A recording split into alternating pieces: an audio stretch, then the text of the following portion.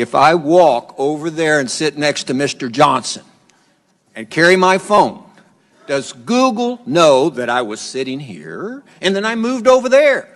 You're welcome anytime, Judge. Yes or no? I genuinely don't know without knowing I'm what shocked services. you don't know. Do you or do you not collect identifiers like name, age, and address?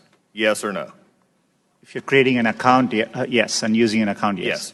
Specific search histories when a person types something into a search bar. If you have search history turned on, yes.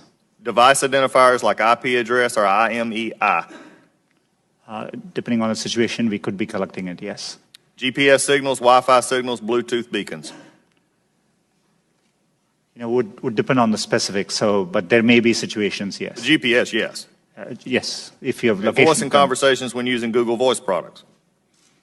We give an option to turn on or off. And But if a person didn't know it, voice and conversations when using Google Voice products. Yes. We only record when they initiated with OK Google and then say the terms after.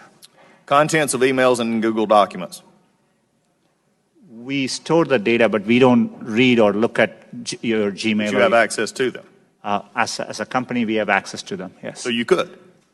Saying you don't or don't. I'm not asking do you or don't. I'm saying you could, though there is a possibility. We have clear established policies on how we would do that data. And their privacy policy, speaking of that, has changed 28 times, including 8 times since January 2016.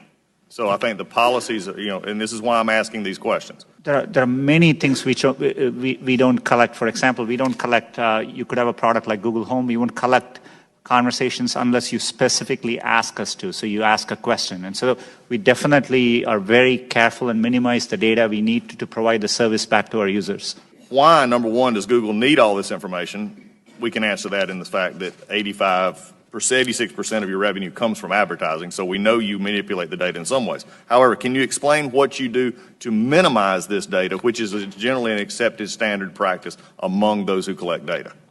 Our goal is, but we are providing, for example, if we are providing you a service like Gmail, which we have done for 15 years, that data, we need to store it for our users, so they expect us to.